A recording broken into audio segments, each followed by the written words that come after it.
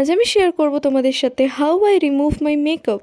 Makeup করার জন্য আমরা কি প্রোডাক্ট ইউজ করছি যাতে আমাদের স্কিন হার্ম না হয় সেটা যেমন ইম্পর্টেন্ট, তেমনই ইম্পর্টেন্ট সেই মেকআপ রিমুভ করার জন্য আমরা কি প্রোডাক্ট ইউজ করছি আর প্রপারলি সেই প্রোডাক্ট দিয়ে আমাদের মেকআপটা পুরোপুরি রিমুভ করতে পারছি কি না। So firstly I use this Garnier micellar water.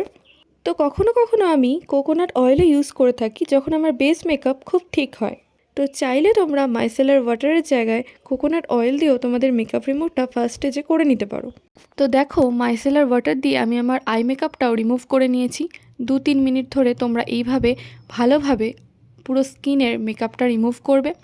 দেন এবার মুখটা ধুয়ে দেন সেকেন্ড স্টেজে একটা ফেস ওয়াশ নিয়ে ভালোভাবে মুখটা আবারও ক্লিন করে নিতে হবে। 2-3 মিনিট ধরে ভালোভাবে মেকআপগুলোকে রিমুভ করে নেওয়ার পর আমি জল দিয়ে ধুয়ে চলে আসবো।